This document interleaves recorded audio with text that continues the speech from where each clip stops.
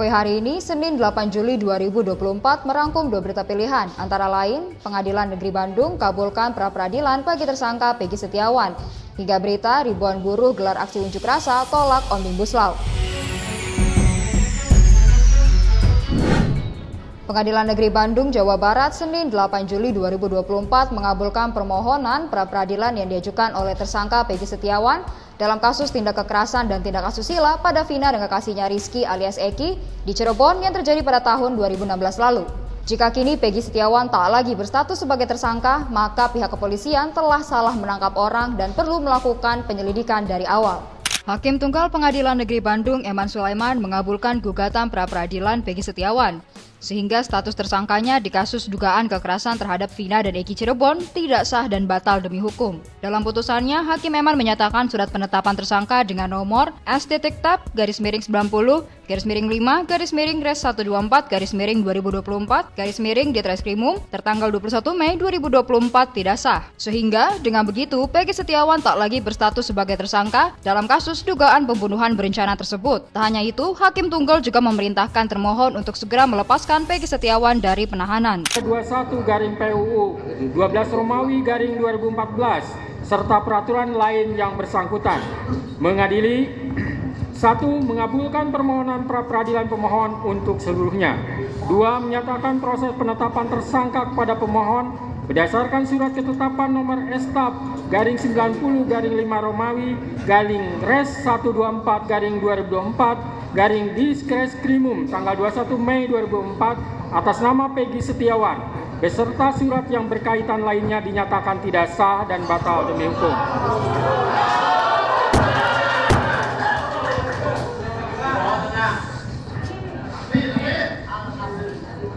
Tiga, menyatakan tindakan termohon menetapkan pemohon sebagai tersangka dugaan tindak pidana perlindungan anak dan atau pembunuhan berencana dan atau pembunuhan sebagaimana dimaksud dalam pasal 80 ayat 1 Junto pasal 81 ayat 1 Undang-Undang RI nomor 35 tahun 2014 tentang perubahan atas Undang-Undang RI nomor 23 tahun 2022 tentang perlindungan anak dan atau pasal 340 dan pasal 338 Junto pasal 55 ayat 1 KUHP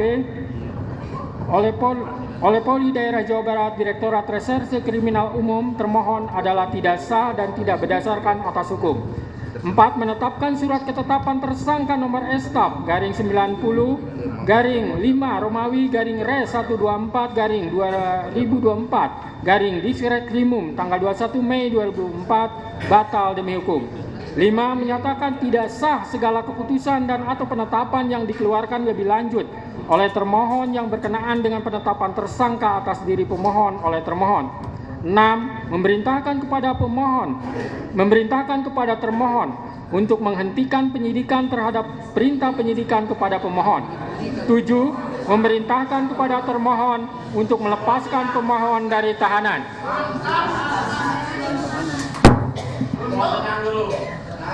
8. Memulihkan hak pemohon dalam kemampuan, kedudukan, dan harkat serta martabatnya seperti sedia kala. Dan 9. Membebankan biaya perkara kepada negara. Demikianlah diputus pada hari ini Senin, tanggal 8 Juli 2024 oleh Eman Sulaiman sebagai Hakim Tunggal. Berdasarkan penetapan Ketua Pengadilan,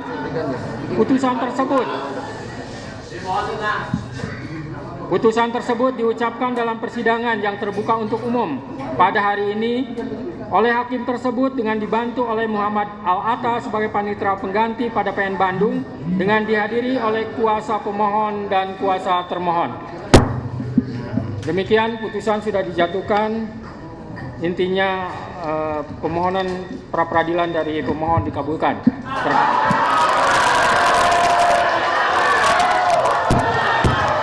Sebelumnya, Peggy Setiawan alias Peron ditetapkan sebagai tersangka dalam kasus pembunuhan Vina dan Rizky alias Eki di Cirebon pada 2016. Ia dijerat pasal 340 KUHP junto pasal 55 ayat 1 ke 1 KUHP dan pasal 81 ayat 1 Undang-Undang Nomor 35 Tahun 2014 tentang perlindungan anak dan terancam hukuman mati.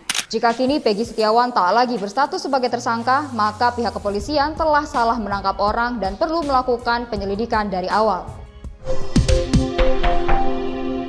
Selanjutnya, Partai Buruh bersama dengan sejumlah organisasi buruh gelar demonstrasi untuk mengawal sidang uji materi Undang-Undang Omnibus Law di Jalan Merdeka Barat, Jakarta Pusat, Senin 8 Juli 2024. Partai Buruh bersama dengan sejumlah organisasi buruh berdemonstrasi mengawal sidang uji materi yang digelar oleh Mahkamah Konstitusi pada Senin 8 Juli 2024. Puluhan demonstran terlihat sudah memenuhi Jalan Medan Merdeka Barat. Sambil berorasi, mereka juga membentangkan pernyataan sikap menolak Undang-Undang Omnibus Law karena dianggap merugikan pekerja. Menurut Koordinator Kuasa Hukum, Mahkamah Konstitusi hari ini menggelar sidang dengan agenda mendengar keterangan saksi ahli. Uji materi ini merupakan lanjutan dari gugatan menolak Undang-Undang Omnibus Law yang sebelumnya permohonan uji formil terhadap undang-undang ini ditolak sebagian besar oleh Hakim Mahkamah Konstitusi. Pasal mana buruh dirugikan oleh aturan yang baru. Hak-hak yang mereka terima di Undang-Undang Kerjaan hilang atau berkurang secara drastis di Undang-Undang Cipta Kerja. Itu pokok-pokok dari proses persidangan hari ini yang kita akan lanjutkan nanti di tanggal 17 Juli 2024. Itu tanggal 17 itu masih mendatangkan ahli. Tanggal 17 menghadirkan 1 orang ahli dan 4 orang saksi.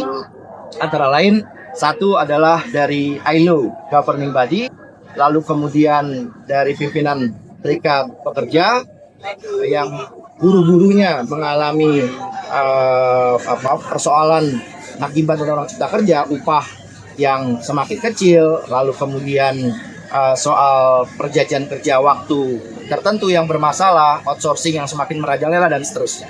Dan yang ketiga dan keempat adalah 2 orang saksi dari pekerja buruh langsung yang mengalami kerugian akibat berlakunya Undang-Undang Cipta Kerja. Said juga menambahkan dalam sidang berikutnya, Partai Buruh akan menghadirkan saksi ahli dari Serikat Buruh Internasional atau ILO, International Labour Organization, ke Mahkamah Konstitusi. Jika Undang-Undang Omnibus Law ini benar memberatkan para pekerja, maka untuk siapakah undang-undang ini diciptakan oleh pemerintah? Demikian Voi hari ini, nantikan berita selanjutnya dengan subscribe YouTube Voi.id dan follow Voi.id di Instagram dan TikTok. Sampai jumpa.